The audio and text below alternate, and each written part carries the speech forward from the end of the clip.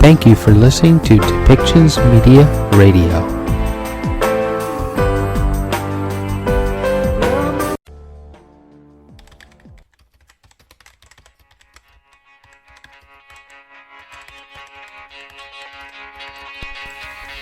Welcome to Policy and Rights, the show about government policy and human rights.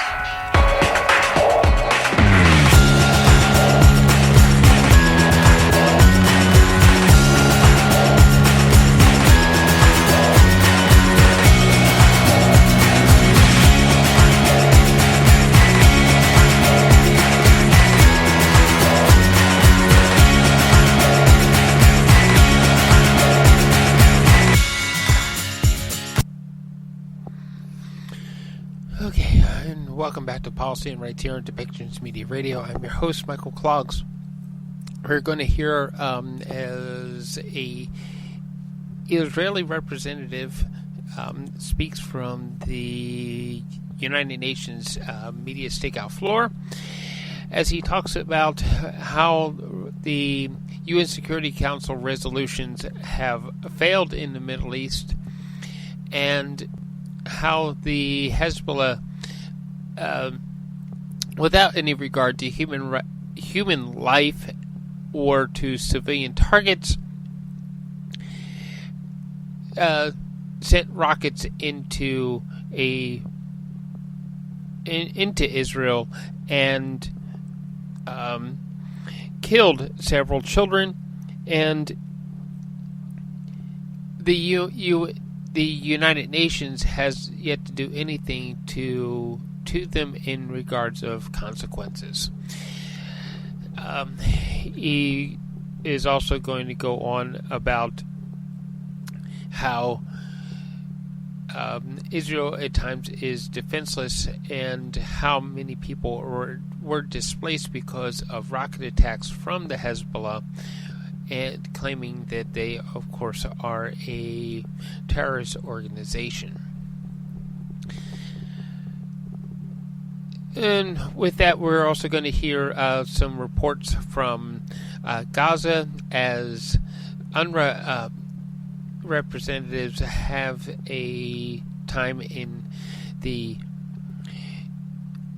UN Press Center as they talk about ongoing efforts and what is happening in Gaza with humanitarian efforts. I would also think that we're also going to hear some things about the ongoing things about UNRWA as far as people being fired and or charged with aiding and abetting the Hamas attacks in Israel. But we're going to move forward, and we're going to actually hear from Justin Trudeau as he is speaking to union representatives in Winnipeg. As we know that the railway train dispute was well, I should say it isn't completely settled. What was done was the government is holding the representatives of the Teamsters Union and the railways to a binding arbitration to figure things out, while they took away the tool that would enable the railway workers to call a strike or a shutdown. It also tells the corporations that own the railways that they cannot perform any lockouts either. So they have to engage and come to some sort of agreement. Many of union representatives are saying that it takes away workers' rights with this binding arbitration, and that it hurts many people instead of helping people. That they should be allowed to walk off the job and strike until the railway corporations come to a settling agreement. MacKinnon is going to have a counteroffer with how many other jobs and how it would actually eventually wreck the Canadian economy if the strike lockouts were to have continued, which I think that he actually has a point there. That eventually what would happen is there would be so many slowdowns and layoffs because goods could not be moved via rail that the government would have had to step in and come up with a binding arbitration anyway. They did it early instead of later. There may be a lot of criticism about the move, but overall, it may have been a smarter move to do it earlier than to do it later, because we're already experiencing high inflation rates. People are already having trouble affording food and goods for their homes. And the cost of goods to build new homes, new buildings, and so forth is also increasing. We see that in the cost of construction, and also in as a consumer, we're seeing it in the cost of buying a new home. So stepping in early may have been the smarter move in the long run for the Canadian economy. So why don't we listen to the United Nations first, and we're going to eventually hear from Justin Trudeau and Minister Steve MacKinnon.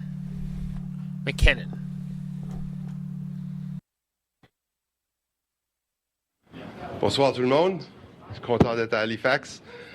Laissez-moi juste dire à quel point, évidemment, nous sommes soulagés que le pays n'encourira pas le fruit d'une grève ou d'un arrêt de travail dans nos deux chemins de fer. We took a decision that we believe was in the public interest and in workers' interest. The public interest, how?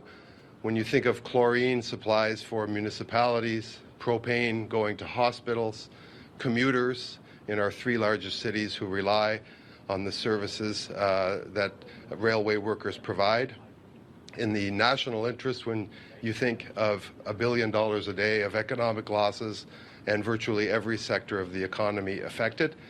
So we're obviously very relieved. Let me also, though, pay tribute to the 9,000 and some railway workers in the country, ceux qui travaillent jour et nuit afin de faire rouler notre économie. Nous honorons leur travail et nous respectons évidemment le travail très, très ardu qu'ils font.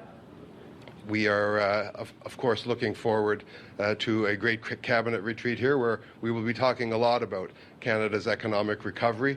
Inflation's coming down, interest rates seem to be coming down, and we're obviously very, very confident and optimistic about the Canadian economy going forward. This would have been an act of economic self-sabotage, which is what the Deputy Prime Minister called it, and obviously we're very relieved that that has been avoided. La presse canadienne, le gouvernement devrait-il empêcher les conflits de travail dans l'industrie ferroviaire dans l'avenir en décrétant que c'est un service essentiel? Il n'y a pas de concept de service essentiel dans la loi fédérale. Nous avons, moi je pense que le ministre du Travail et le gouvernement est muni d'outils. Dans le conflit dont on parle de 10 mois de négociations, dont plusieurs avec le service fédéral de médiation, un des meilleurs au monde entier. Et on était rendu dans une impasse dite fondamentale. Et donc, c'était la responsabilité du gouvernement du Canada d'agir pour justement prévenir un carnage économique lorsque nous vivons évidemment une reprise économique et que les opportunités de croissance sont très, très présentes partout au pays. Bonjour, Mylène Crête de La Presse. Pour être bien certain de comprendre votre réponse, est-ce qu'il y a lieu d'ajouter le transport ferroviaire comme service essentiel, d'ajouter une disposition pour en faire un service essentiel dans la loi? Nous croyons aux négociations collectives. C'est pour ça qu'on a donné quelques 10 mois au parti. Et je pense que la très grande majorité de ces négociations-là aboutissent en un contrat de travail. Je pense que le gouvernement est déjà muni des outils nécessaires pour éviter les conflits et pour faire en sorte que, justement, les travailleurs puissent avoir des gains côté santé et sécurité au travail et aussi gains côté monétaire. Donc, je pense que le système actuel fonctionne, mais nous étions confrontés à un double arrêt de travail de nos chemins de fer et évidemment, le gouvernement a dû agir dans l'intérêt public. Hi, Minister. JP Tasker, CBC News. Paul Boucher, the head of the Teamsters Union, says that he's coming here to Halifax and he's urging Teamsters members in the area to show up here at the convention center to protest your move to send this to binding arbitration. Are you concerned about that protest? Are you worried that it would disrupt these proceedings? And what's your message to the labor movement that's frustrated with what you've done?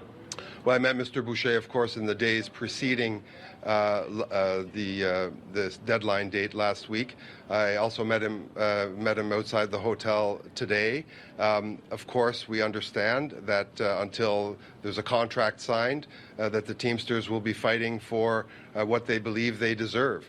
And binding arbitration is a good way to get what they deserve. I want to say again how much I honor and respect the very hard work. It's a hard job being running trade on one of our national railways, and the contributions of those people are inestimable to our economy. But we were confronted with exceptional circumstances where we made a decision that was in the interest of Canadian workers. In fact, it's hard to remember a decision that was made more in the interest of Canadian workers when you think of shutdowns in potash mines, when you think of car plants running out of inventory, when you think of forestry and aluminum operations all over the country, not having the storage required, needing to ship that product. I would remind you that about a third of what goes on rail beds in Canada gets exported to the United States. Those are major economic consequences, and they're also major consequences in terms of salaries for unionized workers across the country. So we made what we think was a decision in the interest of workers and many unionized workers across the country. Wow, what a pleasure to be here. I will say that it's always nerve-wracking to be on the last day of a union convention because I know what goes on. And it's a great pleasure to be here in Manitoba. I see my dear colleagues, Dan, Terry, Ben, and Kevin here. They, too, are friends of the labor movement, friends of the operating engineers, and friends generally of jobs in Western Canada. They've done more for jobs in Western Canada than anyone I can imagine. And I just want you to take a moment to recognize these Liberal members of Parliament from Manitoba who fight every day for your jobs. So.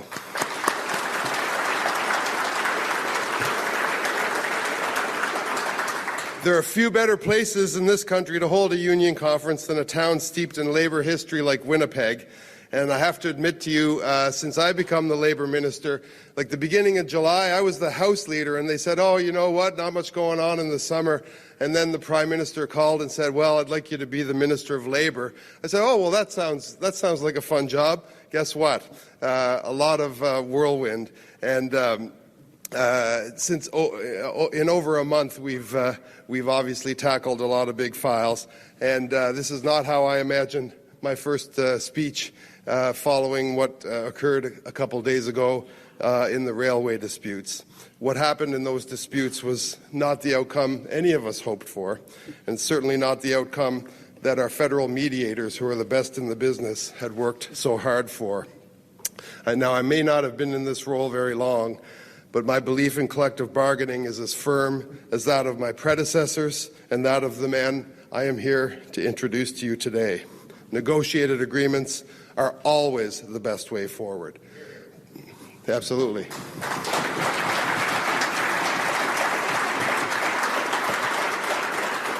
But friends, we found ourselves in exceptional circumstances. We made what I believe was the right decision in the best interests of millions of unionized workers in this country and small business owners and industries that drive our economy. Jobs, I was getting calls from across the country, people running jobs across this country saying they were a day or two from running out of supplies. Potash mines. Here in Western Canada, we got a higher than average, probably a bumper crop on the prairies. Farmers needing to move their product. We had to make a decision, and of course, a difficult decision. As I've told people so many times since last week, we've got to find some long-term solutions here. Long-term solutions that strengthen the railway sector and its labour relations for years to come. And that's my commitment to the labour movement of this country and my commitment to all of you here today. But we'll find those solutions only one way, by working together. Now, I had big boots to fill when the Prime Minister asked me to follow Seamus O'Regan as Labour Minister. If there's anything I've learned from Seamus, it's what you all know so well as Labour leaders, that relationships matter. Now, Steve Schumann and I have been friends for a couple of decades now, and I have great friends in your union. Lionel Railton was a great friend of mine. I know Patrick and I will get off to a great start here, and we have a great history of tripartism in this country, of unions, employers, and governments all sitting down together to tackle the big issues we face. Now, Stephen talked about it really briefly, but we all want to forget COVID. But I was working at the Public Works Department, and one of the big signature projects in this country, my colleagues in Parliament will know, is the renovation of Centre Block, the Parliament building. And the PSPC, that department that runs that job, said, we're going to have to shut that project down. Well, now Lionel and so many other construction union leaders across this country called me up and said, you know what, there's a lot of nervousness in our ranks. We didn't know where this was going, this pandemic. You got to find a way to keep that project, of all project, a showcase project, operating. Operate it safely, pay everyone what they've earned, modify the rules, do what you need to do, but keep that project going. So with the help of Lionel, I called up, because we like to respect the labour laws in the province where we do our projects. I called up the Ontario Minister of Labour, Monty McNaughton at the time. I said, Monty, we want to keep that job open. What do we have to do? Let's roll up our sleeves and get to work and get those people back on this job site as quickly as possible. And you know what? That's what we did. And thanks to Lionel Railton, thanks to the operating engineers, thanks to all the construction trades, we were able to get that done. And that was an important thing because we kept jobs and job sites going right across the country during COVID.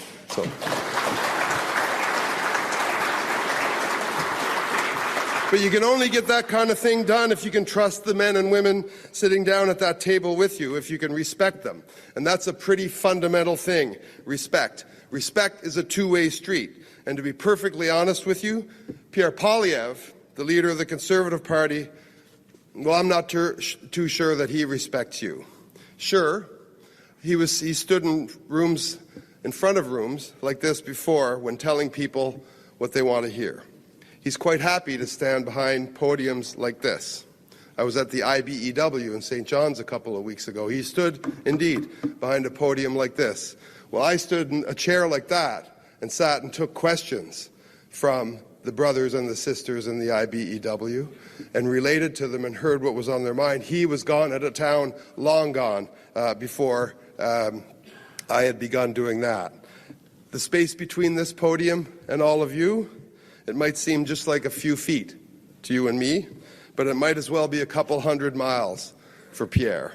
Guys like Pierre, well, they're more interested in photo ops than they are with actually listening to you, with listening to what you have to say, with being open to ideas like the idea that Lionel Railton brought to me during the early days of COVID.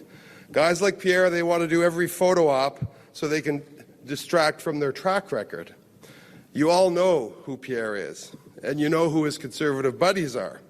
Pierre Poilievre was the champion of two of the most anti-union and anti-worker bills this country has ever seen, in Bills C-525 and C-377. Conservative bills that tried to limit your ability to organize and forced you to show your finances just when you went to the bargaining table so employers knew exactly what cards you were holding. So when we say relationships matter, what does that mean? When we say respect matters, what does that mean? It means ripping up bills like C-525 and 377 as soon as we got into office. On a déchiré ces projets de loi, C-525 et C-377, aussitôt qu'on a accédé au pouvoir. It means over $300 million, that's with an M, in funding since 2017 for union training centers from coast to coast to coast. It means good, well-paying union jobs on generational projects like the Trans Mountain Pipeline and the end-to-end EV supply chain we're building that's going to transform the economy of this country. That's 26,800 person years of employment on TMX post-construction and tens of thousands of direct and indirect jobs with companies like Honda, Ford, Northvolt, Umicore, and General Motors to build those cars of the future right here at home. Strong relationships like ours are how we're able to advance one of the most significant changes to Canadian labour law in decades this year, and I was proud to be the House Leader with Seamus O'Regan, where we banned replacement workers during strikes and lockouts.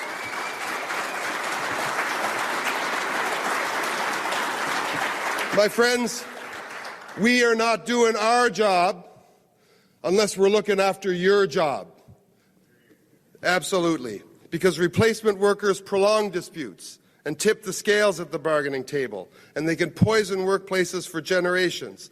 Because relationships like ours haven't mattered to Pierre Poilievre in the past, they don't matter to him today, and they won't matter to him in the future. Pierre Poilievre doesn't want to stand with you, he just wants to stand in front of you. Mais vous ne pouvez pas dire la même chose du Premier ministre Justin Trudeau. Vous connaissez les relations que vous avez bâties avec lui. Les dirigeants syndicaux de tout le pays le savent.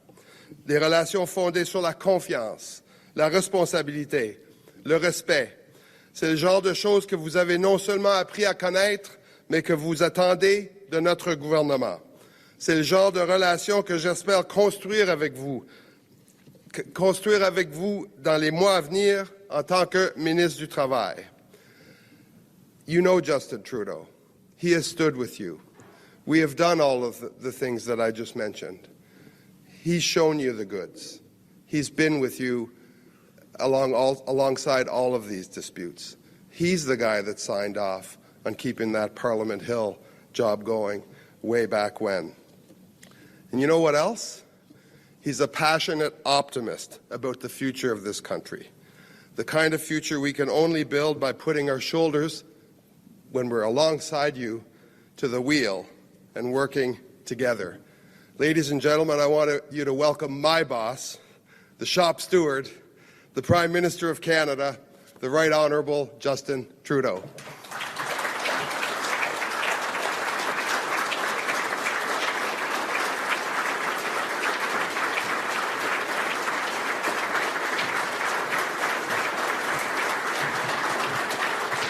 Hello, operating engineers. How you guys doing today?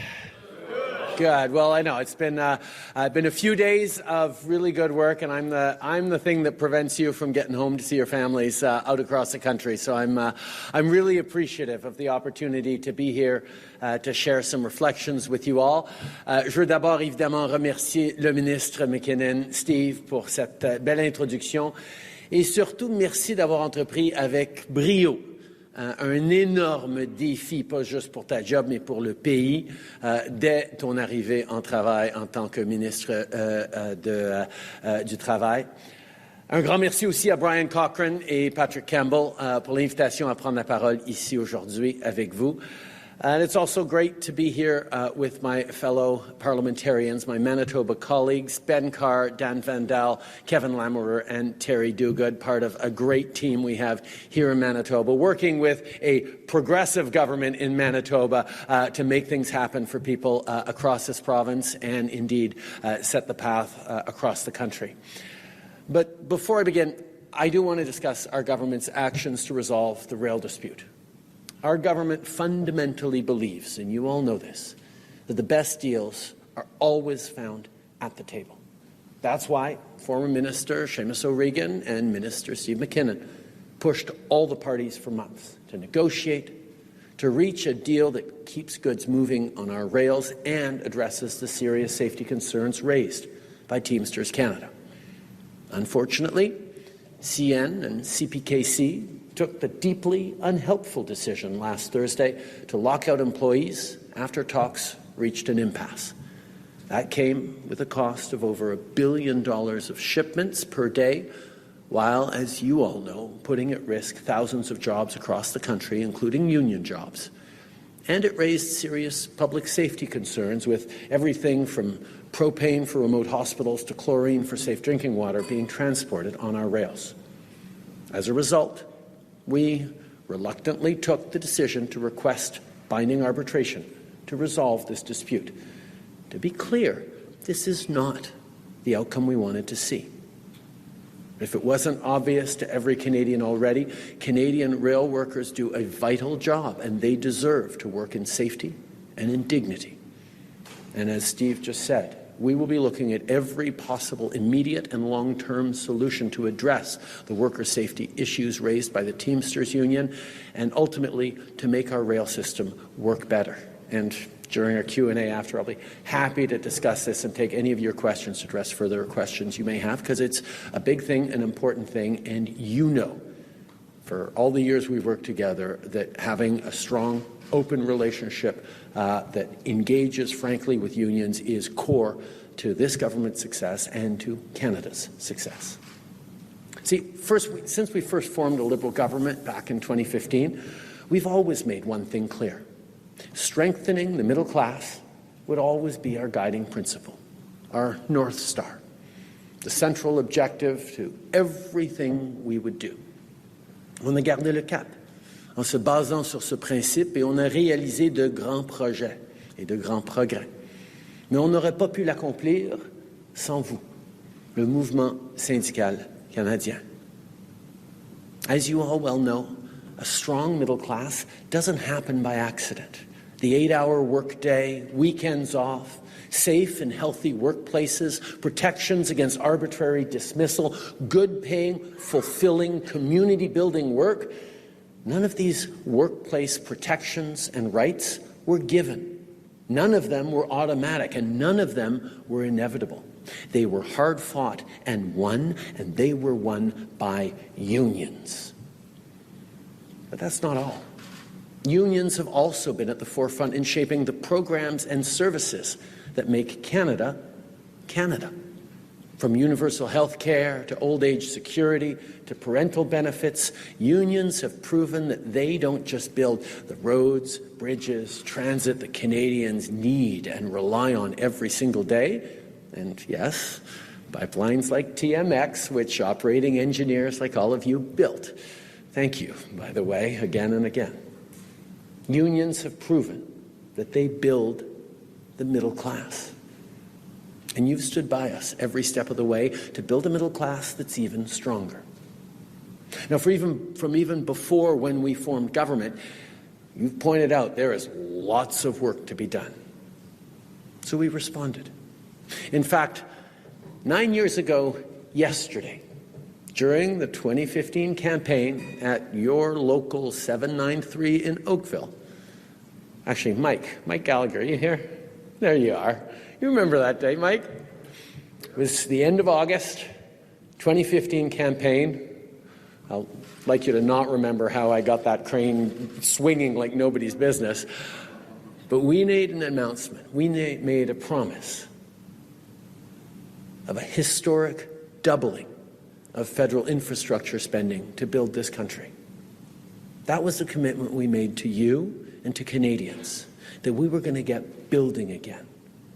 After years of Harper underinvestment, years of Harper cuts and austerity.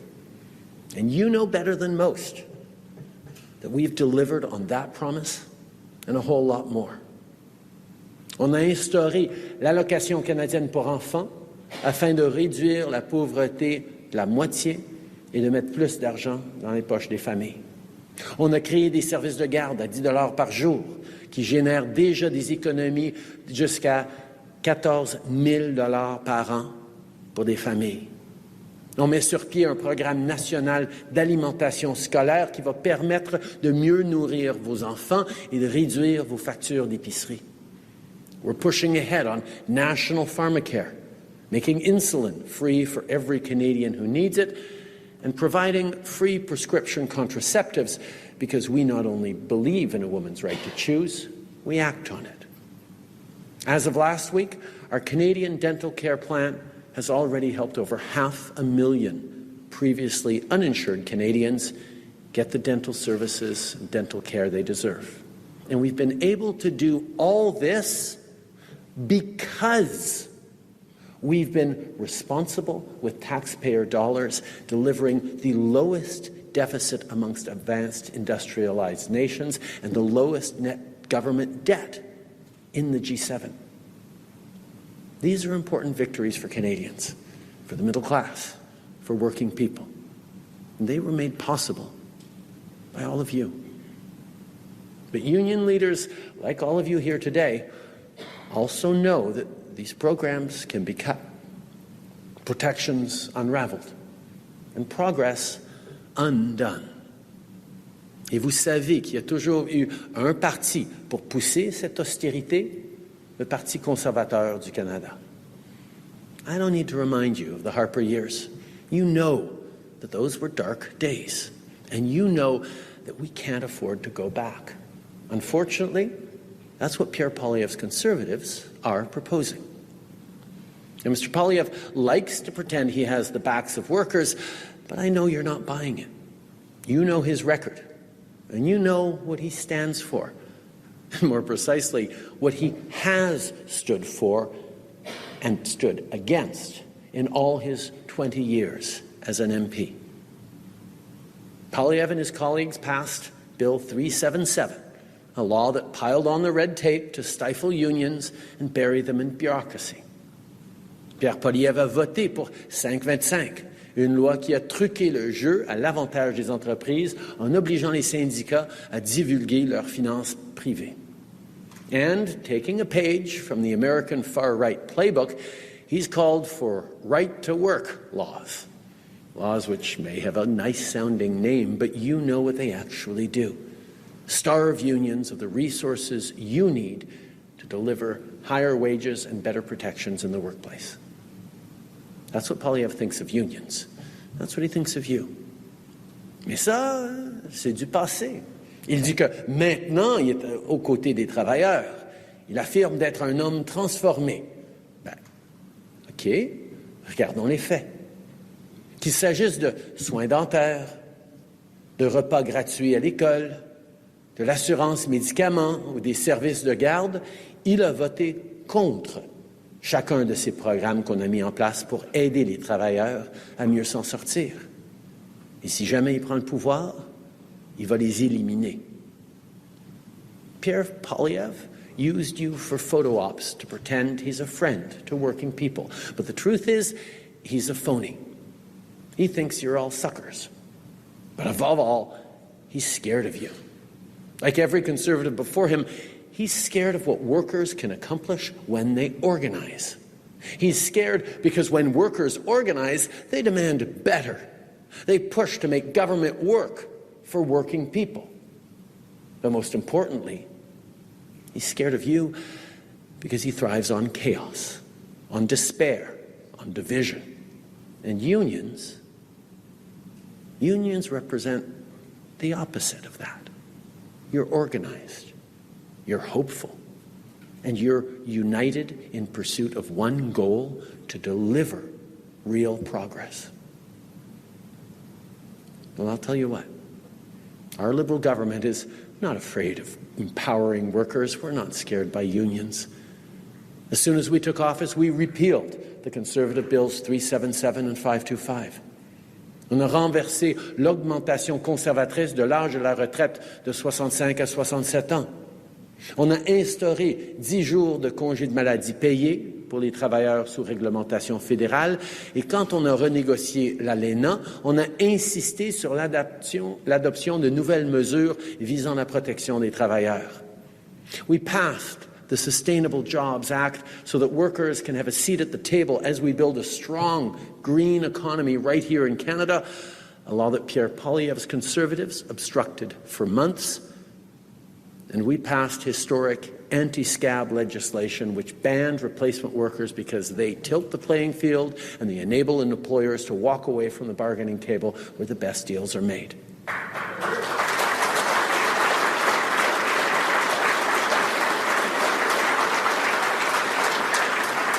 See, this is what being pro-worker actually looks like. This is what it means to have unions' backs. Before I wrap up, I want to zoom out for a second and recognize that we are at a global inflection point, a moment of deep consequence. The world is changing rapidly. It's an increasingly challenging and uncertain place. And the global economy is undergoing the largest transformation since the Industrial Revolution.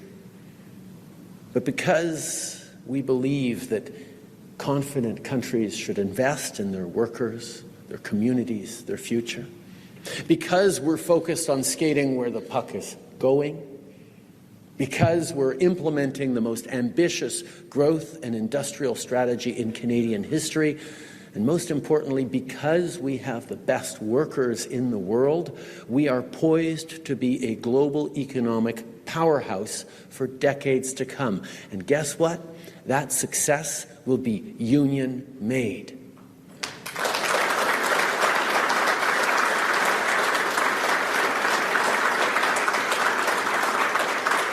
Now, my friends, if we're being honest, I know you won't always agree with every decision our government makes. But I want to be clear. When we misstep, we'll listen. We want to learn. And we want to always do better. Because we have your backs.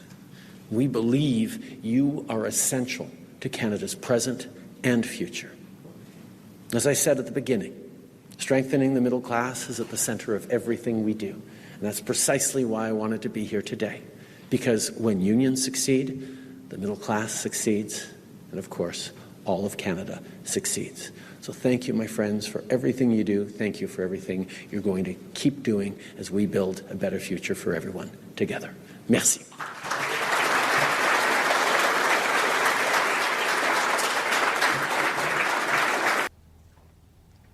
Hello, good morning, everybody. Today, the Security Council is convening to renew UNIFIL's mandate. But what good does this mandate do when it fails so miserably to meet any of its objectives? On July 27th, in the northern town of Majd al-Shams, 12 innocent children were brutally murdered by Hezbollah, their lives stolen by Iranian-made missiles. This attack was a direct result of the failure of UNIFIL and the Lebanese government to implement Resolution 1701. The tragic loss in Majd al-Shams is not an isolated incident. Since October 8th, Hezbollah has launched hundreds of rocket attacks, killing almost 40 Israelis and displacing over 60,000 from their homes. 60,000. You know, if you compare it to the U.S., it's equal to 3.5 million Americans displaced during a wartime. Hezbollah's violations of Resolution 1701 have gone unchecked despite countless warnings and appeals. UNIFIL's inability to enforce its mandate has allowed Hezbollah to build its arsenal and take control in southern Lebanon, transforming it into a terrorist haven that threatens the entire region. UNIFIL forces must be active and effective in their enforcement of Resolution 1701. The situation in which Hezbollah launches rockets, missiles, and drones at Israel from sites next to UNIFIL bases is unacceptable. allow me to show you one of the pictures that I will present today in the Security Council. In that picture, we see a UN base, which next to the base, 100 meters from the base, you see the location where rockets were launched into civilian population in Israel. And I have dozens of pictures like this one, and we can share it with you after the debate. And basically what it shows that Hezbollah, they place the rocket launchers next to the UNIFIL bases. So when we want to retaliate or attack, we will have to target facilities which like 70 meters from, that is the line of the base, 70 meters from the base of UNIFIL. And we have, like this picture, we obtained dozens of events like that. I don't think you will read about it in the reports of UNIFIL, but it's important that it will be revealed.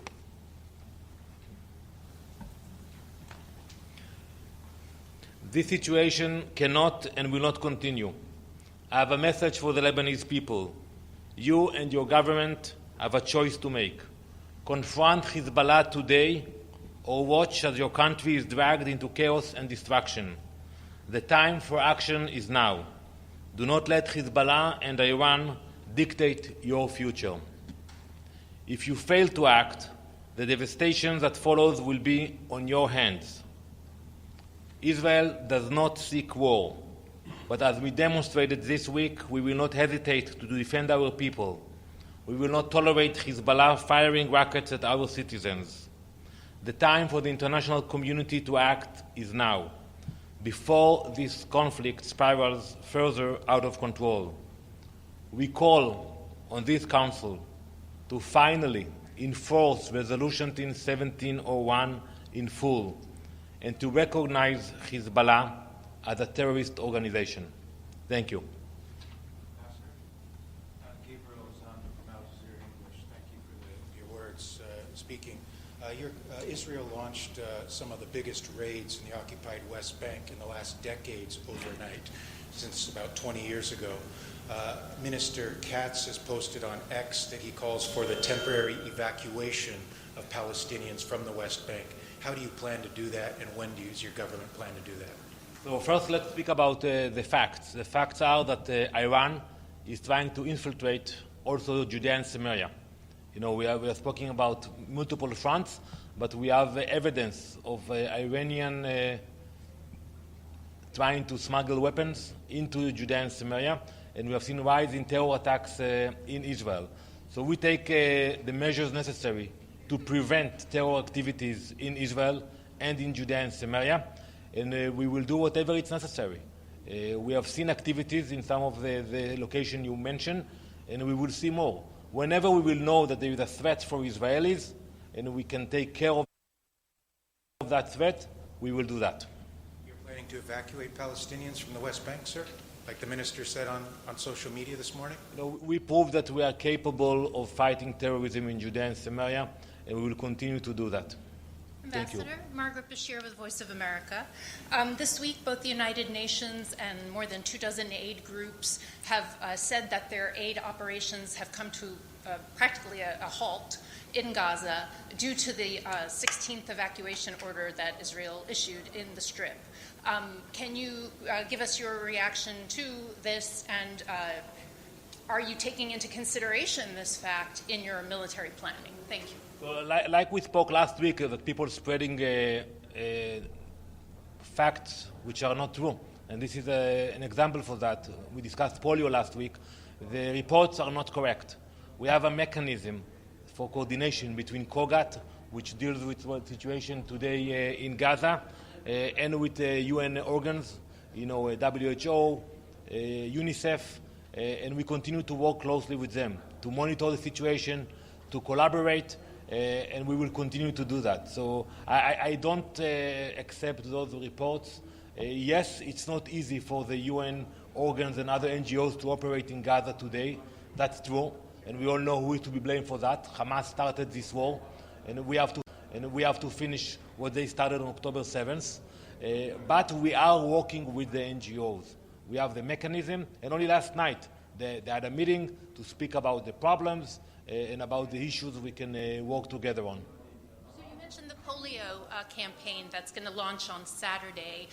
Will Israel grant the humanitarians the short ceasefire that they're asking for in order to vaccinate the children in Gaza? So I mentioned it last week that 98% of the people in Gaza are vaccinated, and Israel will work with WHO and other organs to support all the campaigns to bring vaccines into Gaza. I want to thank you very much. Thank you.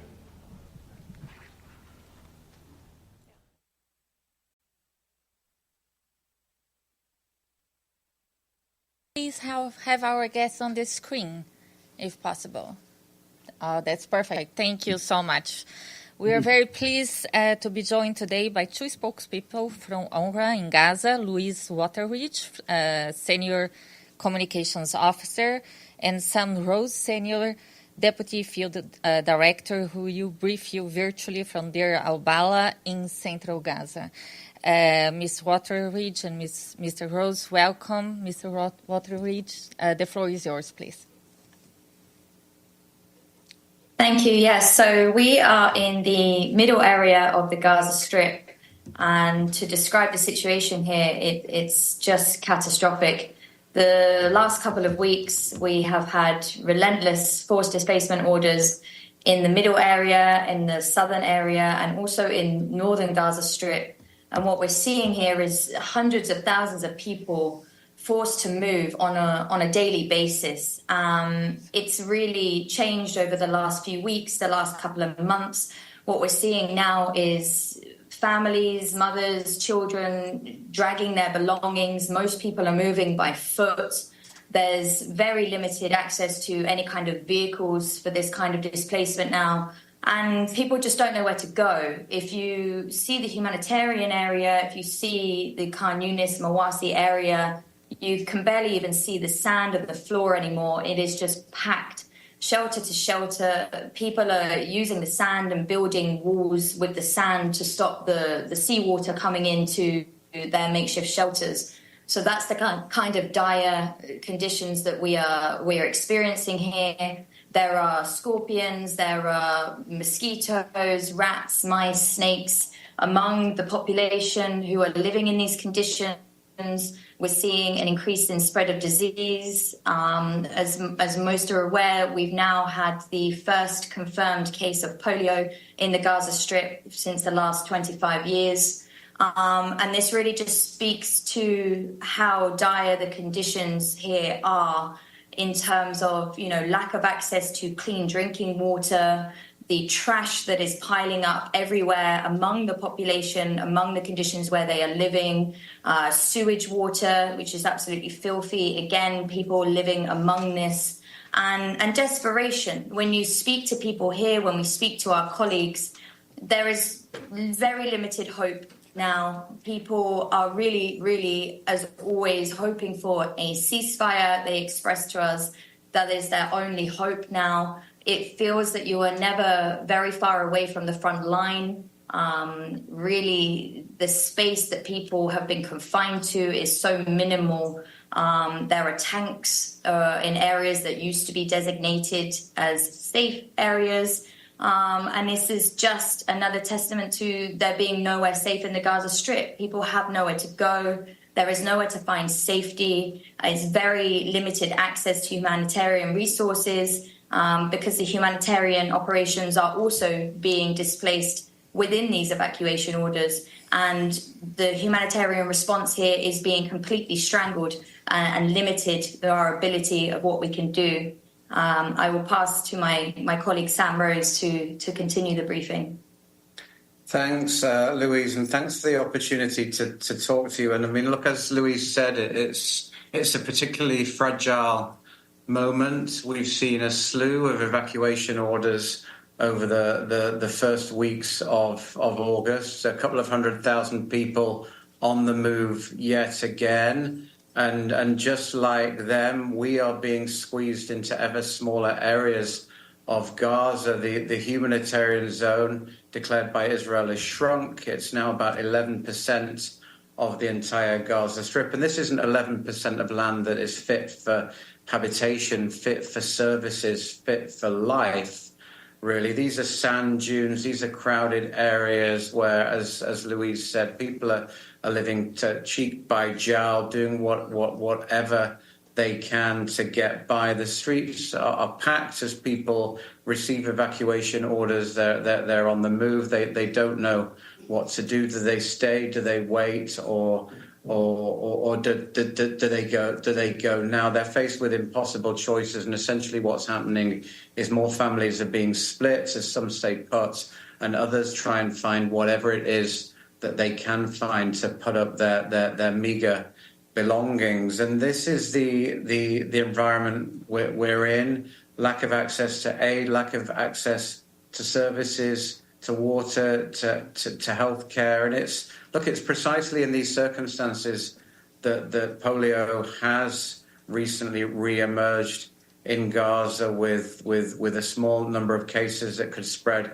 very rapidly. It's really that perfect storm of conditions that have created the environment in which polio can occur. Malnourished children, a decimated health sector, very poor water and sanitation services and conditions, people living amid garbage, living amid lakes of sewage. They're stressed, they're anxious, immune systems are suppressed. So it's precisely the eventualities that we as an international community have been warning about for so long are now coming to pass. We're working collectively. All our efforts are now geared on making the polio campaign, which will start this Saturday, into a success. It involves mass human resources. Over 3,000 people in total will be working on the campaign, over 1,000 of them drawn from UNRWA, which is essentially the largest primary healthcare provider left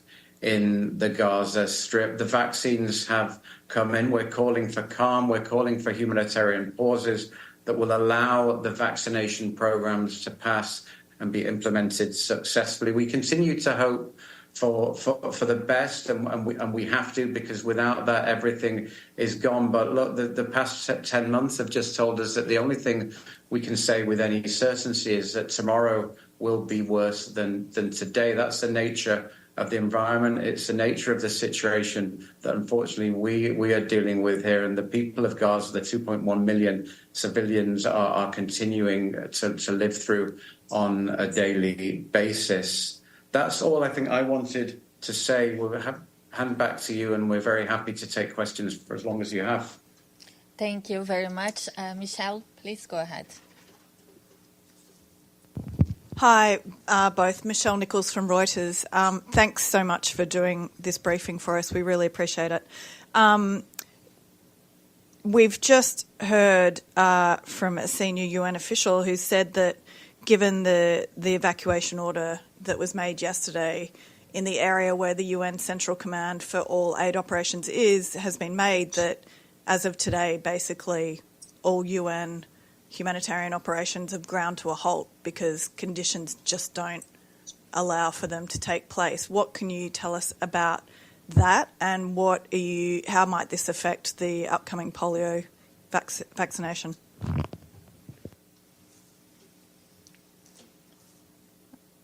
Thank you. No, thanks for the question. Look, indeed, it was about this time yesterday evacuation orders were issued. There have been a slew of them over August, I think 13 or 15 in August to date. The ones last night affected a block of Gaza in which a number of UN international guest houses were situated. So a number of UN staff on the move, their buildings are evacuated. We're in the UNRWA guest house here, and we're accommodating a number of international staff. Others had to spend the night in one of our warehouses down in Khan Yunis. I mean, what I can say is that the humanitarian operations have been incredibly squeezed. We're getting very little aid supply in through Kerem Shalom. We estimate that 1 million people who we plan to assist with food aid in August will go without. But look, for UNRWA, we deliver our services directly through our workforce of 5,000 staff who are working on any given day. Our health services continue across 8 or 9 primary healthcare centres and over 90 health points that are operating in and around schools that have turned into shelters where literally hundreds of thousands of people are seeking shelter. Those services are continuing, but indeed the space and the ability of the UN system, of the humanitarian system to operate in Gaza is becoming increasingly difficult, is becoming increasingly constrained at a time when we need to throw at this to deal with the issues that we're facing. And just a really quick follow-up, you mentioned that there's 1,000 UNRWA staff involved in the polio campaign.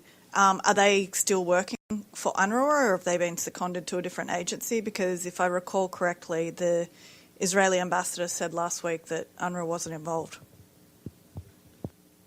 We're massively involved. I'm not sure there's a single UN entity anywhere in the world that would have been able to mobilise like we have mobilised to deliver, continue delivering health services across the Gaza Strip. We have over 1,000 people normally in our health clinics. We provide more primary healthcare consultations than any other entity across Gaza. We are not involved in bringing the vaccines in, but we are a key health provider and the only United Nations entity that will be delivering those vaccines through our health clinics. Other workers in other parts of the health system will be involved, but UNRWA is a critical and integral part of the public health system inside Gaza, and we are indeed a key player in that campaign. We estimate 640,000 children will be vaccinated, and up to 40% of those children receiving vaccines will receive those vaccines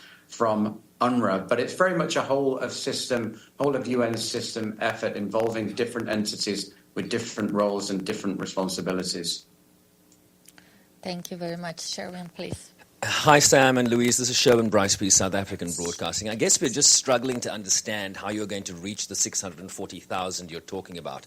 As Michelle pointed out, we heard that UN operations largely have come to a halt in Gaza. You're talking about being squeezed. Do people have to line up for these vaccines? Where will they go for these vaccines? I don't understand how you're going to achieve the 640,000 given the conditions under which you're operating now. Look, you're right. It will be incredibly difficult. We have delivered health services through thick and thin in Gaza over the past 75 years, partly through those health services that have been continued to deliver through conflict, through displacement, and it's partly through that we've been able to eradicate these communicable diseases over time, which have sadly re-emerged. We're calling for a pause, a humanitarian pause, to allow us to deliver those vaccinations safely so that the children and their parents can bring them to the clinics, so that our staff, our mobile staff, we have over 90 teams of mobile staff who will be working around the shelters, working around the clinics and the schools to deliver those vaccines. But it will be a very difficult operation, and it will depend, its success will depend very much on the conditions on the ground at the time. We and the rest of the system involved will do our absolute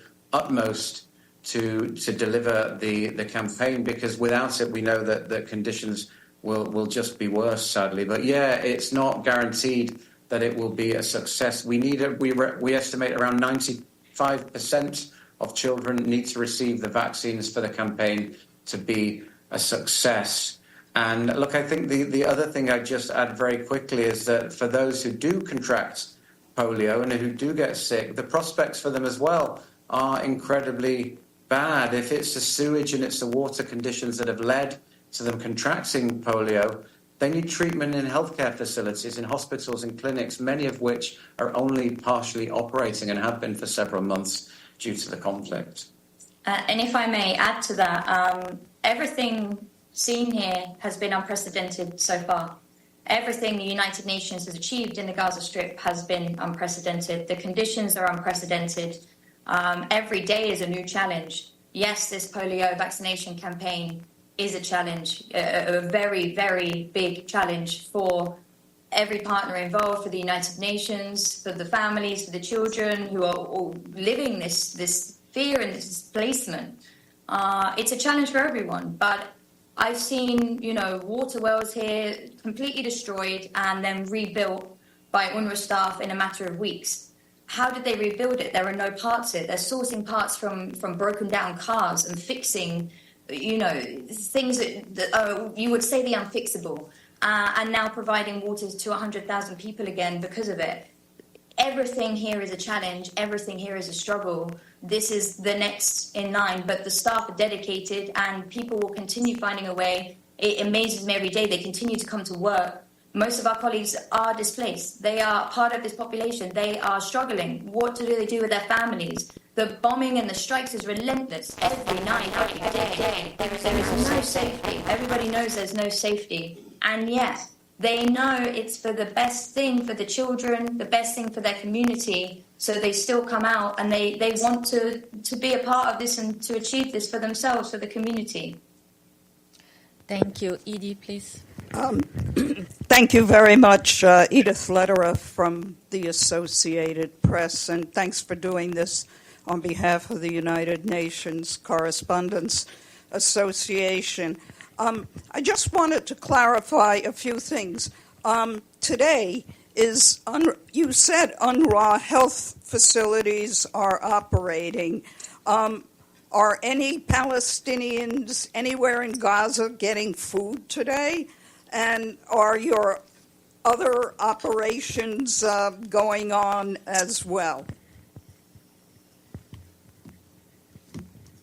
Yeah, I mean, look, I don't have the precise figures in front of me. As I say, we estimate we're falling short as a system overall on 1 million people in the month in terms of food aid. And this is a build-up of problems over several months. The problems at the crossing point, breakdown in law and order due to the absence of civilian staff, and the fact that people are constantly moving around and reaching those people with these life-saving services becoming increasingly difficult. We're bringing in very small numbers of trucks, we as a system, on any given day. We have, in recent days, been able to provide emergency food parcels to families facing displacement, facing bombardment, but at much lower levels than we have been able to in the past, and at much lower levels than are needed. We estimate that 500 trucks a day, as you probably recall, are needed. We're getting in as a system, around about 100 trucks a day, and this is precisely why we're seeing increases in in rates of malnutrition, in suppression of immune systems, and as well as the aid coming in, it's the services that people are able to access. With every evacuation, there are more services that become inaccessible, and what we've seen in Darabella, in the middle area, over the past couple of days is loss of access to some of the main water points in those areas. So people surviving on absolutely minimal amounts of water. Our ability to repair those networks as well, massively constrained as well because of restrictions on entry of supplies, on entry of chlorine, to carry out purification, to carry out basic sanitary activities. You can't find soap on the market. Bars of soap are increasingly difficult to find. The probably most effective thing for basic hygiene, people no longer have because of the difficulties and the grind and of life in Gaza, unfortunately. Go ahead, please.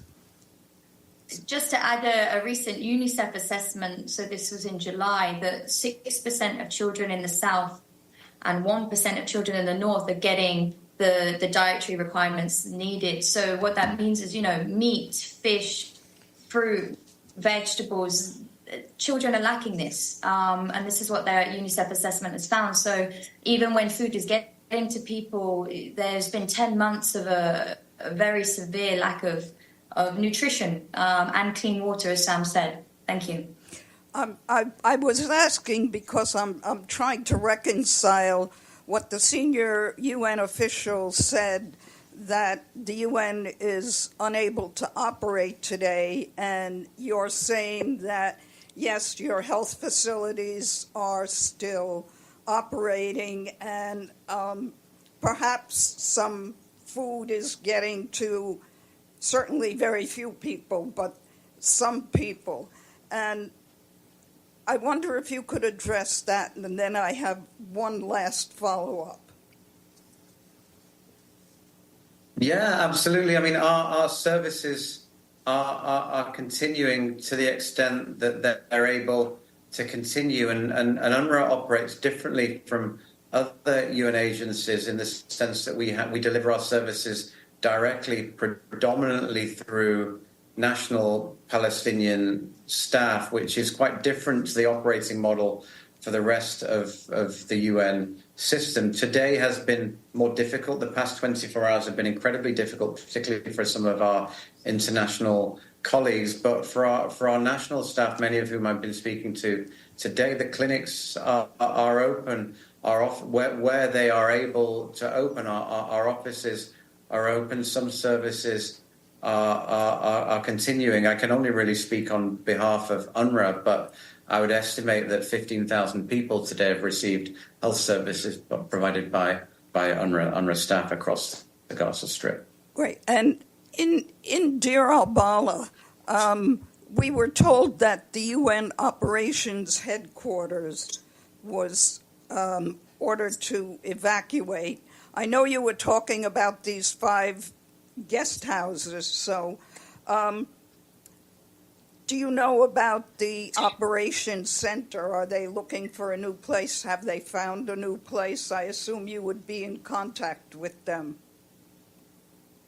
Yeah, absolutely. I believe that was a reference to the OCHA offices, where the UN, OCHA is a coordination office, bring everyone together there. That was one of the guest houses / offices that was in the evacuation zone, one of the blocks where people were ordered to or given strong warnings to leave ahead of military operations. They have had to evacuate. When they will be able to go back, I don't know. We'd have to ask them. But the meetings that would previously take place there will now take place in a large UNRWA office in Khan Yunis. It was previously actually a large UNRWA office in Rafah, where we were providing these facilities and these services in Tel Sultan up until May, when again we were forced to evacuate. But yeah, those meetings, that convening hub will now be at one of the UNRWA offices, an UNRWA health center actually in Khan Yunis. And what this does is it just adds to the confusion and the uncertainty. You know, we had a group of humanitarians who were displaced themselves last night, in addition to the population. But this isn't the first time. You know, as Sam said, there's been around 15 displacement orders in the last month, in just August alone. We've lost access to water wells, to reservoirs, to, warehouses. This isn't the first time this month that humanitarians have had to, reshape the humanitarian response. This has been happening for the last 10 months. Every time there is an evacuation order issued, our facilities are very often in those areas, and we have to stop what we're doing and rethink everything. Move somewhere else, move the health centres, rehabilitate health centres that have been destroyed and start using them again, add additional health clinics and health points into the shelters. We're doing anything and everything possible to keep personnel moving, to keep services going, moving medicine, moving equipment, moving everything we can. Finding new spaces to have as warehouses and distribution centres. But yeah, this is normal. This has been the unprecedented situation in this war. Every day, you don't know what's going to happen. We don't know what faces, and we have to take the challenges as they come. Thank you very much. Thank you. Abdul Hamid, please. Thank you. Abdul Hamid Sayam from the Arabic daily Al-Quds Al-Arabi. And thank you for the briefing. I have few questions. Could you tell us what happened this morning in Al-Aqsa Hospital? They were also ordered to evacuate. So what's going on, if you have first-hand information? And second, after Israel declared UNRWA as a terrorist organization, look who's talking, how is your relation with Israel? Do you tell them where you're moving? Do they cooperate with you? Is there any communication channels between you and Israel? And lastly, to Louise' question, you said this is unprecedented. So what do you call what's going on in Gaza other than a killing field or a slaughterhouse? Thank you.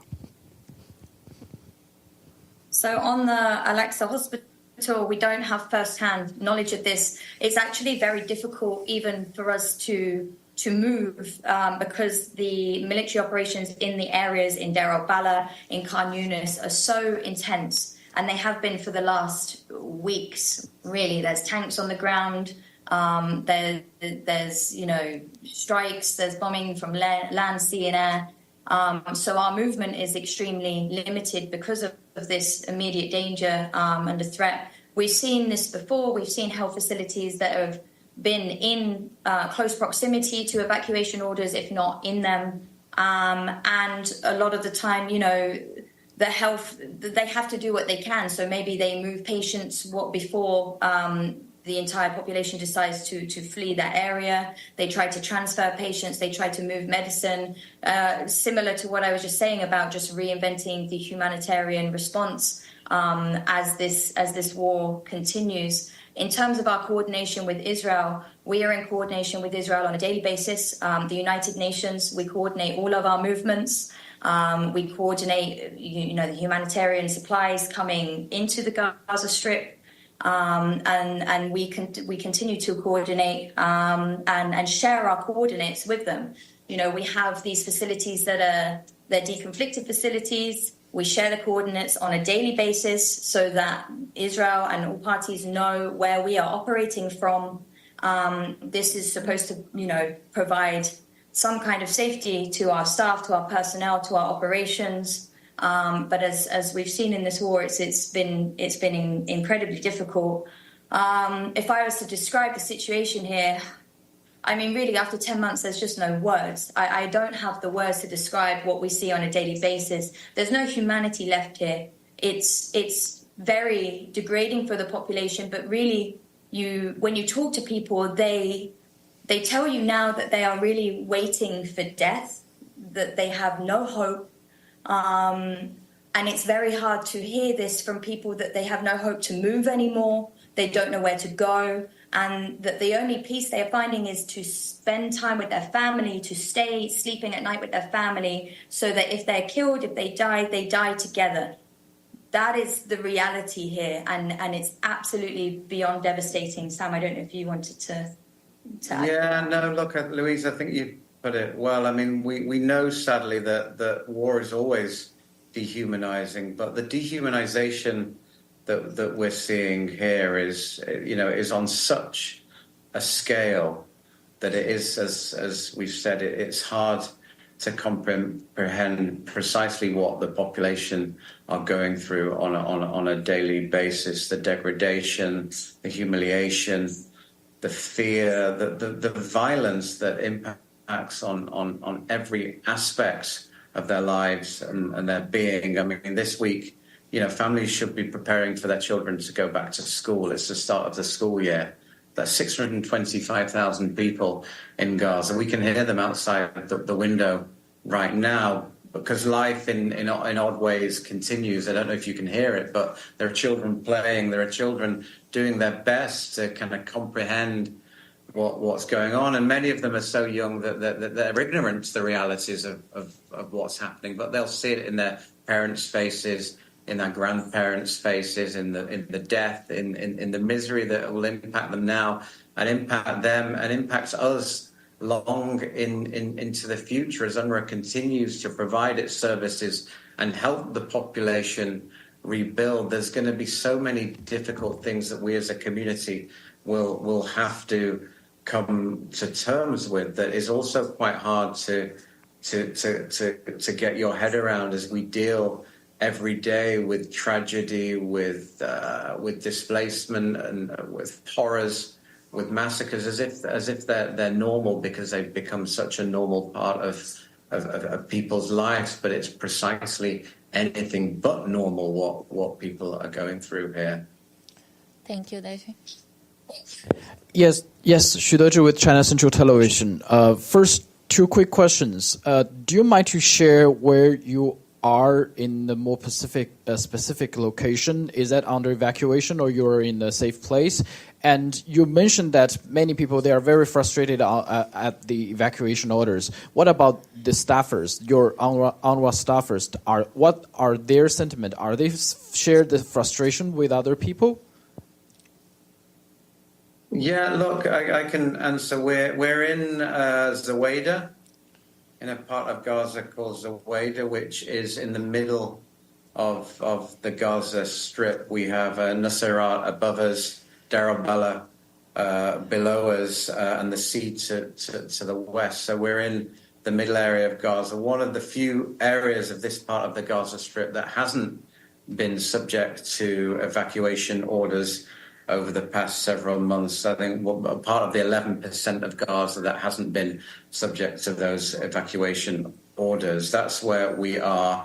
I mean, fighting is close by. I've lost count of how many rockets, bombs, shells that we've heard over the course of the day. I would suggest several dozen, and every one of those is, likely to be a life lost or somebody facing lifelong injuries or losing property that they have spent decades building and investing in. And staff are deeply frustrated, deeply traumatized. I mean, this is a war like no other before that's being played out on everyone's social media, on everyone's television and phone screen, and they can see that the world knows that this is happening, and yet the world is not able to do anything about it. They want to know why the norms, the international norms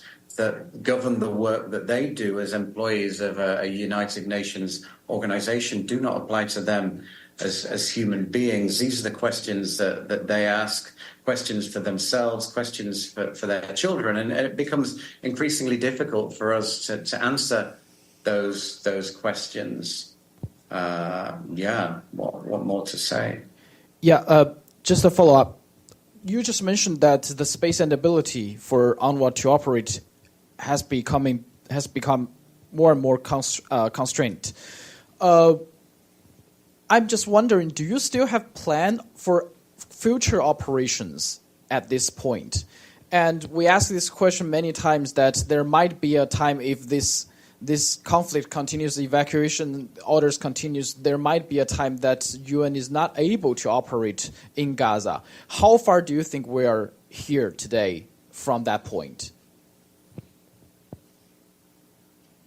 I mean, I'd say, first of all, I'd say we continue to operate as UNRWA day in, day out. The staff get up, most of them living in tents in the most abject conditions to serve their communities. That will continue for as long as is possible. People serving the communities, providing the most basic human services and humanity that they can to their fellow human beings. That will continue for as long as we are able to continue. I mean, UNRWA has gone through thick and thin over the past 75 years, but is such an important part of the service delivery infrastructure in Gaza that we will continue for as long as we are able to. The space shrinks, we adjust, we dust ourselves off, we reorient, but it's precisely the investments that the international community has made in UNRWA in terms of human capital, the staff, but also the services and the infrastructure and the systems that we have in place. It's precisely that allows us to continue providing these services in an environment of such abject conditions when everything is needed. UNRWA is uniquely placed, along with others, but unique with the support of of others, but we are uniquely placed to meet the needs of the population. So if there ever comes a day when we're not able to continue, it would be an absolute catastrophe for the people who have nowhere else to turn for healthcare, for education, for water, for sanitation, and for protection. Thank you. Please. Joseph Klein, Canada Free Press. Where is UNRWA in terms of the funding that would be sufficient to continue your operations in Gaza at the present time? And could you clarify in terms of you mentioned that UNRWA to some extent operates separately from other UN agencies, which I assume includes OSHA. So could you clarify that to what extent there are regular interactions with other UN agencies doing work in Gaza? Thank you. Yeah, I mean, we coordinate on an absolutely daily basis with everyone in all the sectors in which we work as UNRWA. We're in constant coordination with other UN agencies, with international NGOs, with the Red Cross, with the Red Crescent. The difference when it comes to UNRWA is that almost uniquely amongst United Nations organizations, we deliver our services directly. So we have the teachers, we have the health workers, the doctors, the nurses, the social workers, the sanitation laborers. So when I say we operate in a different way, that was essentially what I meant. It's that direct delivery character of UNRWA as an organization that sets it apart from others. But look, everything that we do comes under the umbrella of the United Nations in terms of joint planning, in terms of joint assessments, common missions, common security assessments, things of that nature. In terms of funding, sufficiency of funding? Sorry, yes. In terms of funding, yeah, absolutely. I mean, we currently have funding for our overall operations as UNRWA until the end of September, so until the end of next month. These is funds primarily to pay for the salaries of our doctors, our teachers, etc. So we continue to face a fairly sizable gap for our regular programs, 30,000 staff, many of them in Gaza. And then on top of that, we put out a humanitarian appeal, part of the OCHA appeal for 2024 for $1.2 billion. That was our contribution to the appeal, or our share of the appeal, rather, in April of this year. That appeal, as things stand, is 25% funded. So we're facing a large gap of essentially $900 million on that appeal. But of course, as we all know, the situation in relation to Gaza is as much as partly about funding, but it's also about access, ability to get the aid in, the supplies in, ability to then distribute those supplies and get them to the people safely. And it's precisely because of the inability to do that we've seen, the most rapid deterioration in food security and malnutrition that we've seen anywhere in the world over the past several decades. So we face a funding shortfall for our appeals, but we also face issues in relation to safety and security, in relation to access. And that's why we're seeing such catastrophic humanitarian impacts, malnutrition, water shortages, disease outbreaks, etc. Thank you very much. Do we have any further questions? If not, we will...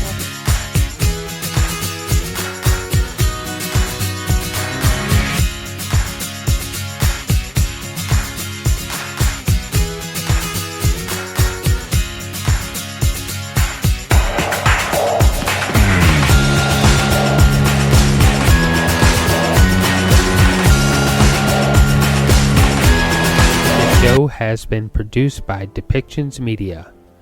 Please contact us at depictions.media for more information.